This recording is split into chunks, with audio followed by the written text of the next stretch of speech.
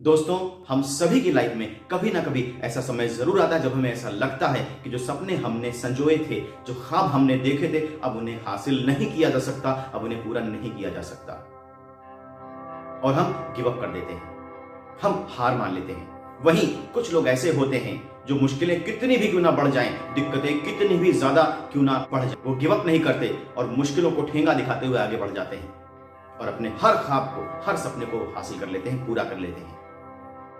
वो कौन सी चीज है जो इसके लिए जिम्मेदार है? वो है उनका never give up mental attitude. जो कहानी मैं आपसे आज शेयर करने वाला हूं, मेरा यकीन है कि अगर आपने इस कहानी का मर्म समझ लिया तो आप कभी भी अपनी जिंदगी में हार नहीं मानेंगे, गिव अप नहीं करेंगे। जो सपने आपने संजोए हैं, जो ख्वाब आपने देखे हैं, आप वो सारे ख्वाब हासिल कर लेंगे। तो चलिए शुरू करते हैं वो स्टोरी। ये स्टोरी मैंने अपनी ही book 7 rituals to win forever से ली है और ये स्टोरी कुछ इस तरह से है। बहुत समय पहले एक बार एक गांव में एक ग्वाला रहता था। वो अपने पास पड़ोस के गांव में मिल्क सप्लाई करने का काम करता था। वो रोज सुबह भोर में अपने मिल्क कैन अपनी साइकिल पे लाद कर निकल जाता और देर शाम तक अपने घर वापस लौटता मिल्क सप्लाई करके। वो जिन गांवों में मिल्क सप्लाई करने जाता था उनमें से एक ऐसा गांव था जिसका रास्ता एक घने जंगल से होकर गुजरता था। मगर उस ग्वाले को उसी रास्ते से जाने में सबसे ज्यादा मजा आता था। क्यों? क्योंकि उस रास्ते पर एक घने पेड़ के नीचे एक साधु बाबा बैठे तपस्या कर रहे होते थे। उसे वहां पहुंच के बड़ा सुकून मिलता था। वो अपनी साइकिल वहीं रोककर साधु बाबा के पास थोड़ी देर बैठ जाता था। हालांकि साधु बाबा अपनी आंखें नहीं खोलते थे, कुछ बोलते नहीं थे, लेकिन फिर भी वो वहां पर अपनी साइकिल खड़ी करके रुक जाता था, थोड़ी देर बैठ जाता था, उस जगह को साफ कर देता था।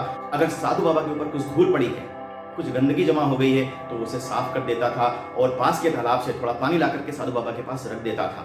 लेकिन साधु बाबा कभी भी अपने ध्यान से, कभी भी अपने समाधि से उठते नहीं थे, वो वहीं बैठे रहते थे ध्यान लगाए हुए। कभी कभी उस ग्वाले को इतनी हैरत होती थी कि बाबा जी कभी उठते क्यों नहीं अपनी जगह से। जो भी पानी ला करके मैं रखता हूं उसको वो टच भी नहीं करते, छूते भी नहीं। एक बार जब वो ग्वाला उसी रास्ते से गुजर रहा था तो जैसे ही वो साधु बाबा के पास पहुंचा, उसने देखा कि एक बड़ा भयंकर सा शेर साधु बाबा के सामने खड़ा है। वो ग्वाला कूद के अपनी साइकिल से एक पेड़ के पीछे जाकर छुप गया।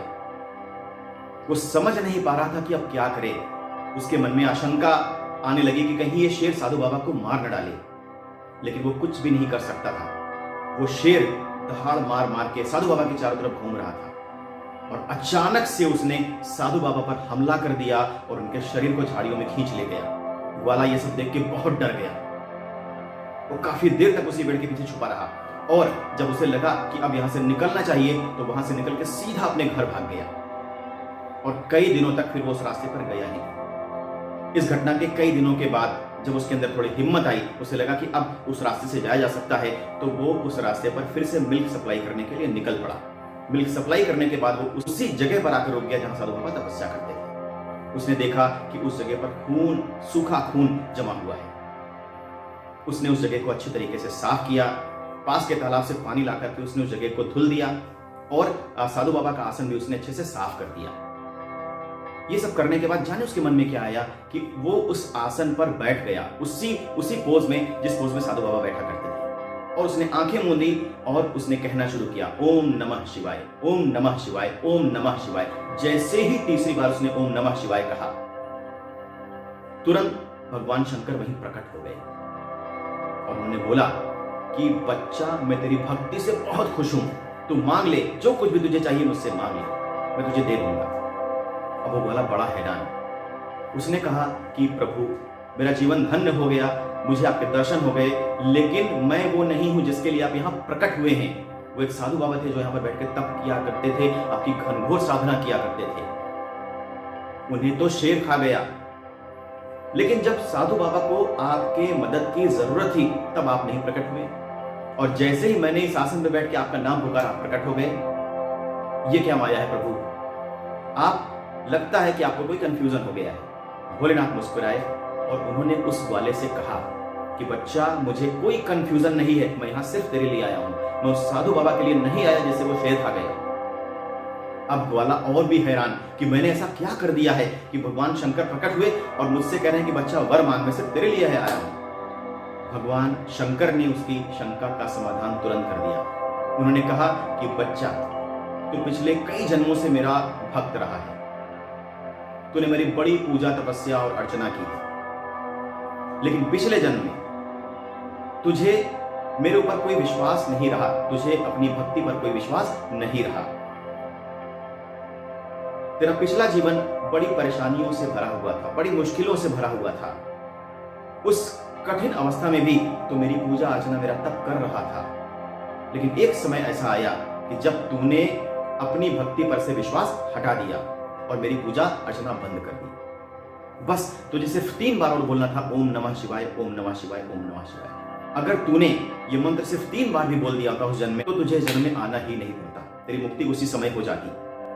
उस वाले की आंखों से आंसू बह गए। वो नतमस्तक हो गया भगवान शिव के चरणों में। उसने कहा कि महाराज, मेरी एक और शंका का समाधान करिए, अब उस साधु बाबा का क्या होगा। भगवान शिव फिर मुस्कुराए और उन्होंने कहा कि बच्चा, इस वृक्ष में जितने पत्ते हैं, उस साधु बाबा को हो सकता है उतना जन्म लेना पड़े मुक्ति के लिए, मुझे पाने के लिए। तो तू उनकी चिंता मत कर, तू सिर्फ अपनी चिंता कर और बता कि तुझे क्या वर चाहिए। तो दोस्तों, क्या आपको इस कहानी का मर्म समझ में आया? अगर उस ग्वाले ने ओम नमः शिवाय का उच्चारण सिर्फ 3 बार पिछले जन्म में कर दिया होता, उसे वही मुक्ति मिल जाती, उसे वही भगवान शिव की प्राप्ति हो जाती। लेकिन उसने गिव अप कर दिया और जैसे ही उसने इस जन्म में 3 बार जो मंत्र बाकी रह गए थे पिछले जन्म में 3 बार उनका उच्चारण किया, वैसे ही भगवान शंकर प्रकट हो गए और उसकी मुक्ति हो गई। दोस्तों, आप कभी भी एफर्ट करना बंद ना करें। सफलता किस क्षण आपको मिल जाएगी, आप इसका अनुमान पहले से नहीं लगा सकते। मेरी गुजारिश है, मेरी रिक्वेस्ट है कि आप कभी भी जिंदगी में हार ना माने और हमेशा अपना एफर्ट, अपने प्रयास करते रहें। सफलता जरूर आपकी होगी। दोस्तों, ये वीडियो आपको कैसा लगा नीचे कमेंट बॉक्स में लिखकर जरूर बताएं। और अगर आपने अभी तक मेरे YouTube चैनल को सब्सक्राइब नहीं किया है तो उसे सब्सक्राइब कर लें, क्योंकि मैं आगे भी ऐसी ही शानदार इंस्पिरेशनल कहानियां लेकर के आने वाला हूं।